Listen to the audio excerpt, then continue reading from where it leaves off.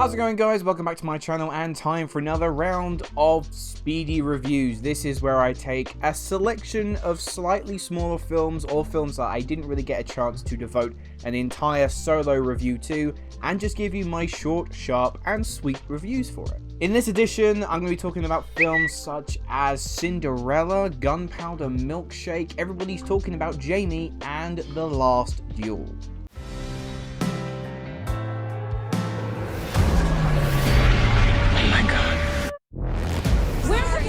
Joel! Amy, I love you. I'm gonna come find you.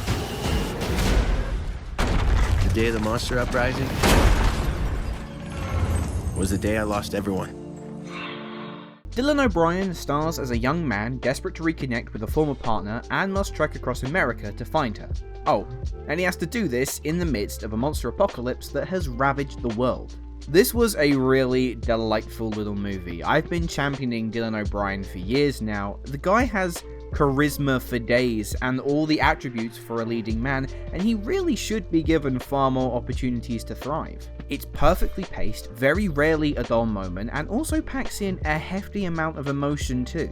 The creature design is really clever and the visual effects are pretty impressive as well. There's a couple of cool supporting performances from the likes of Michael Rooker and Ariana Greenblatt, plus the dog will melt your heart in ways you didn't think was possible. It has a fairly predictable storyline in the way in which things develop, but honestly, it's very well directed, got a boatload of charm, totally good-natured, and one of those films where I really just can't see anyone hating it. Give it a go if you haven't already. I don't think you'll be disappointed. I'm gonna give Love and Monsters an 8 out of 10. Welcome to Ireland. Once upon a time, there were two farms. The Muldoon farm, where Rosemary lived, and right down the road was my farm, where my son Anthony asked his lonely question of the stars. Why did you make me so? Rosemary Muldoon besotted with love. I'll be honest right now, I was convinced that this was a prank or something. I didn't think that this film was real. All the cheesiness, hokey attitude, abundance of Irish stereotypes had me convinced that this was an SNL skit and nothing more. But it's real.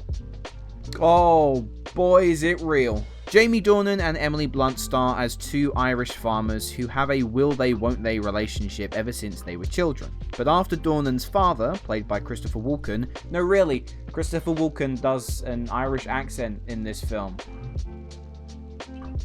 Oh.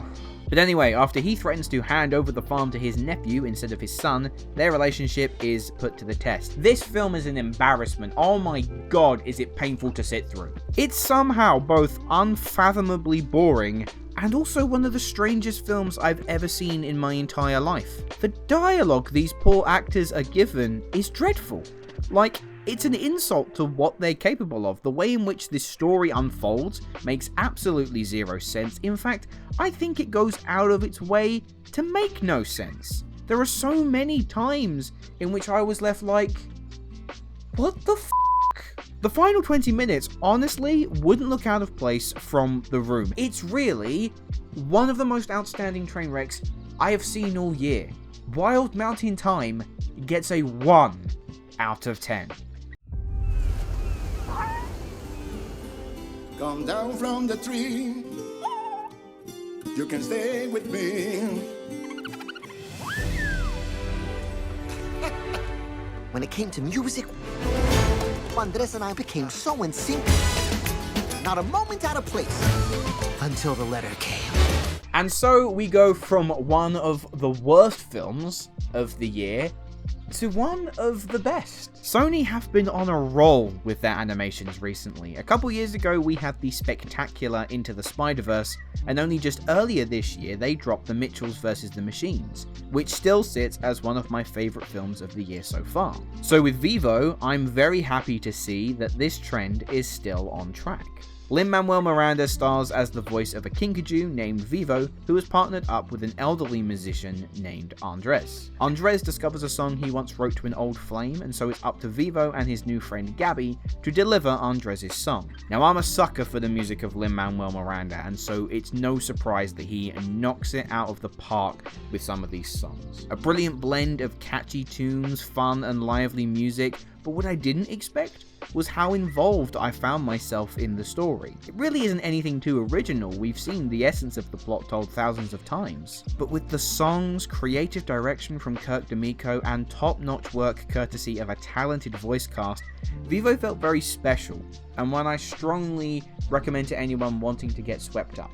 So much so that I'm going to give Vivo a 9 out of 10. I read the wind wrong. I should have gone to them. Then you'd be dead too.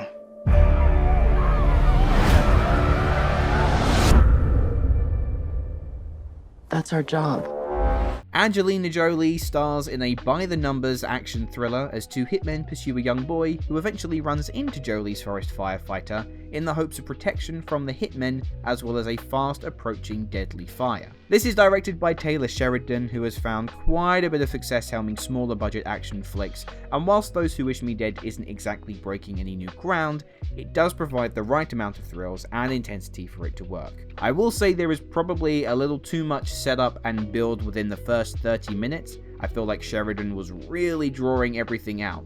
But when the inevitable shit hits the fan and we finally get the ball rolling, he ensures that there is no time wasted. The constant pursuit through the forest is well executed and consistently tense, and I liked almost how demonic the presence of the impending fire was. Angelina Jolie did a great job. I thought Finn Little did well to hold his own in quite an emotionally heavy role. Nicholas Hoult and Aidan Gillen made for very unlikable antagonists, and even John Bernthal got a good amount to do as the local deputy sheriff. Don't get me wrong, I'm not going to look back on Those Who Wish Me Dead as one of the highlights of the year, but as far as spending 90 minutes of your time, you could spend it in significantly worse ways. So I'm going to give Those Who Wish Me Dead a 6 out of 10. It's not easy managing corrupt. Any sane manager would have quit a long time ago, but not me. But apparently their music is being used on a TV show in Japan. It's bloody batshit mental, mate! Now, it's probably worth mentioning, I've never seen an episode of the show People Just Do Nothing. I've heard it's a great series, and I believe it's won a fair few awards too, but nope, never seen an episode. What I wanted to do was go into this film fairly blind, to see if it can stand on its own 2 feet as a film, rather than audiences being required to sit and watch the entire series. And I can confidently say that this feature film is perfectly accessible for anyone, whether they've seen an episode in their life or have binge watched the show 13 times. Basically, for anyone unsure of what the film is based around, you've got a group of London lads who used to run a pirate radio station playing garage music. One of their songs gets picked up by a popular Japanese game show, and they're soon sent over to see if they can make it big in Japan. The best comment I can give this film is that the performances are fantastic. You can tell that these guys know their characters inside and out and really help bring that sense of individuality to each of them. Asim Chowdhury is just brilliant as their hapless manager Chabuddy G, as is the character of Steves, who is the druggie of the group yet totally has a heart of gold. However, despite cracking performances from the lads, we do inevitably fall into the main trap film adaptations of sitcoms tend to suffer from. There isn't the material to last over an hour. This film is painfully formulaic in places which really begin to suck the humour out of certain scenes. The whole rags to riches and fame blinding you angle has been done to death, and this film doesn't really find anything fresh to have fun with. I think fans may probably enjoy another outing with Corrupt FM, but I wish that they'd given them something better to do. Overall, I'm going to give People Just Do Nothing, Big in Japan, a 5.5 out of 10. Make sure your nuptials are done properly. We shall hold a ball. You shall find a bride. Somebody to love. Cinderella, you don't need to go to the ball. Please, stepmother, I spent weeks making this dress. My future depends on it. Look, I feel like this film has been roasted enough online, and I don't think there's any need for me to throw more fuel on the fire. I mean, it's bad. They've added nothing to the Cinderella story apart from now she's more independent and wants to make dresses. The whole jukebox musical idea was terrible, and the song choices made bugger all sense. Why did you choose Seven Nation Army by the White Stripes to be one of your big dance numbers? Camila Cabello was decent for her first acting role, but it's clear she was just chosen because she's popular, and her name will attract an audience. The rest of the ensemble are either squandered or just plain bad. Some of the VFX are straight up ugly. The script is sheer torture at points, force-feeding us the same message over and over again. I really did not have a good time watching this, and I'm genuinely surprised I managed to last the whole thing. The only reason why this isn't getting one of my lower scores is that some of the musical numbers do give the film some sort of flavor, but the rest of the time, the film is stale and an absolute slog to sit through. So I'm going to give Cinderella a 3 out of 10. I feel like that's being way too generous. I'm invisible. That's where I'm gonna be. I got heat all over me. I'm not telling you where I am. When are you gonna arrest me? One of you people, please arrest me. You're under arrest. Right then, throw Gerard Butler and Frank Grillo into a holding cell with one trying to kill the other whilst the police precinct is under attack from a total psychopath, and you have Joe Carnahan's newest crime thriller, Copshop. Right off the bat, no one can look at the premise, trailer, poster for this film and tell me that you're expecting this to be the second coming to reinvigorate cinema. Sit down, shut your mouth, throw some popcorn at your face. Copshop is nothing more than a run-of-the-mill crime thriller that does everything you expect to see on the tin. It works as well as it does because of the isolated and predominantly solitary location, and has very evidently used 70s and 80s pulp thrillers as inspiration. The cast are all game. Gerard Butler can do this sort of thing in his sleep. Alexis Louder is a great ball of energy. Toby Huss is stupidly unhinged for the somewhat limited screen time he has. And Frank Grillo, I thought played his character too straight-laced and thought his angle was pretty dull. It goes through every single motion you'd expect. I mean, look, it'll kill 90 minutes, but I mean, don't really expect any lasting impact. I'm going to give Copshop a 6 out of 10. This is your last careers lesson. So, does anyone have a realistic career plan? Tyson, Denzel, what about you? YouTubers. I keep telling you all, you gotta keep things real. Jamie. Jamie New. Me? What do you wanna be? A performer. Okay, so earlier we spoke about Amazon getting the rights to a Cinderella musical and the results being less than favourable. Thankfully, they've managed to redeem themselves with this adaptation of the beloved West End musical Everybody's Talking About Jamie. If you don't know what it's about, Jamie New is a 16-year-old loud, proud, queer teenager who dreams of becoming a drag queen. But whether it be from his schoolmates or ignorant teachers, there's always something that seems to be holding him back. I caught the musical a little while ago, and whilst I wouldn't say it's in my top 10 West End shows of all time, you'd have to be some special kind of warped not to have a good time. And the same goes for the film, really. It sticks to the original material like glue with minimal changes. They have a bit more fun experimenting with the musical numbers, now you can make them more cinematic in nature. I still found it to dip a little in its second act and doesn't quite capture the same exuberant level of energy I saw on stage, but it's a brilliant, toe-tapping boogie-in-your-seat kind of musical, with great performances from Max Harwood, Richard E. Grant, and also Lauren Patel, but also still that same profound, hopeful, and uplifting message for all. One addition I did really like was a new song by Loco Chanel, as we basically trek through the history of being queer in the UK, which made for some very moving moments. I'm going to give Everybody's Talking About Jamie a 7 out of 10. Haven't seen her in 15 years. Let's get you into a good book. You'll need a Jane Austen. A Virginia Woolf. And an Agatha Christie. For reading. In one of the most retro-sounding film titles of 2021, Gunpowder Milkshake follows an assassin, played by Karen Gillan, who is betrayed by the firm she works for and has to survive a seemingly never-ending onslaught of hired guns to get out of there. If that sounds familiar, it should. Obviously, the film is taking inspiration from the recent success of the John Wick series, but also pretty much assassin-based crime story going.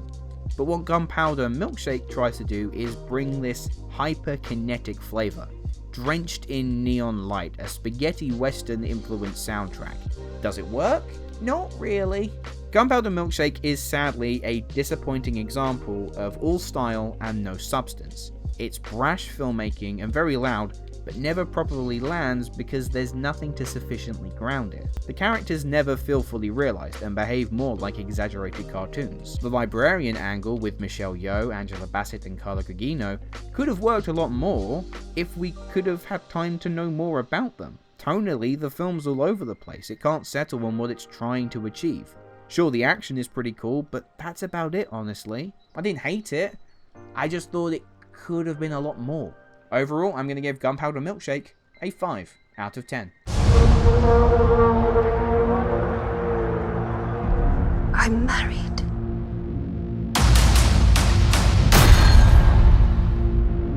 I was a good wife.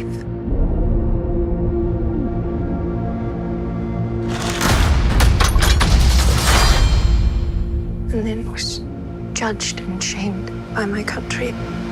Finally, a film that was on my most anticipated of the year list. Ridley Scott doing medieval action, a script co-written by Matt Damon and Ben Affleck, as well as them starring alongside Adam Driver and Jodie Comer, and the trailer was very effective in raising my interest even more.